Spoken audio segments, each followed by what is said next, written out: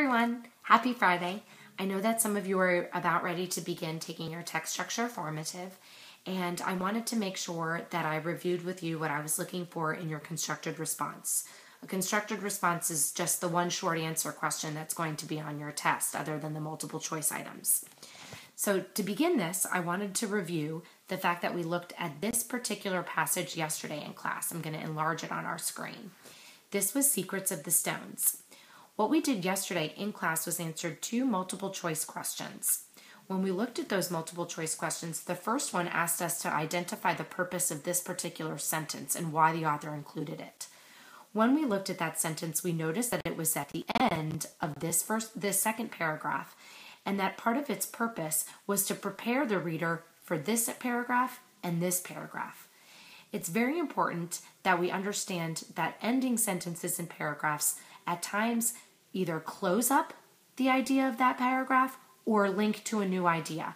And this one, since it's talking about many questions that are still remaining and then leading into possible answers, we know that that sentence has acted as a transition into the next idea.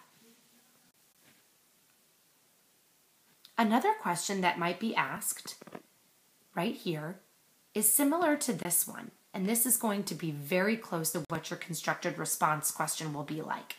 It asks you to explain how the first two paragraphs fit into the account's overall structure. Cite at least two details from the text to support your explanation. In order to do that, it's very important that I, of course, go back to my passage and look at those first two paragraphs. When I look at that, I have to also remember the structure of typical informational texts. When I think about that, I know that the first paragraph in an introductory text is meant to give me an idea of the main idea of the topic, or what is the passage, the entire article going to talk about. It also sometimes hooks the reader in, so I may think about that, and overall just provides a good introduction to the entire passage. So those are some key buzzwords that I'm going to be looking for. And I notice that it's introducing us by kind of describing where Stonehenge is and what it looks like. So I'm going to make sure that I include those details in my constructed response. Secondly, I'm going to look at the second paragraph. Now I notice right away that there's a subheading. What are the secrets of Stonehenge? I want to remember that. That's important. That's telling me what this passage is going to be explaining.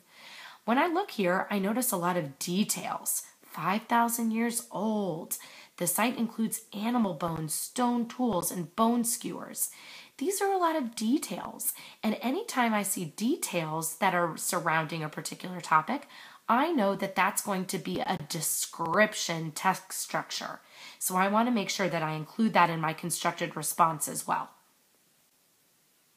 Once I've acquired all that knowledge from those two paragraphs and going back and thinking about the purpose and the function and the text structure, I think I'm ready to write my constructed response.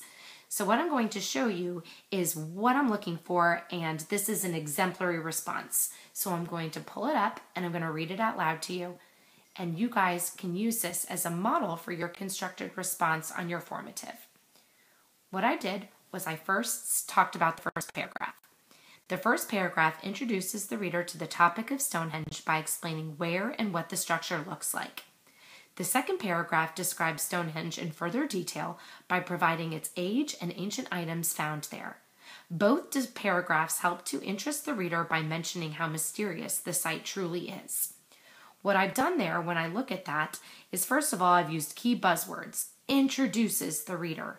Topic of Stonehenge. I'm making it specific to the passage. Explanation. Where and what the structure looks like. So I'm making sure I'm being specific to the passage. Then the second paragraph, notice I'm using a text structure word. Describe Stonehenge. And then I'm giving exact details that are paraphrased. Age and ancient items found there. And lastly, but most important, I'm talking about the purpose. What is the purpose of these two paragraphs? Well, the purpose is to get the reader engaged and ready to learn more about Stonehenge.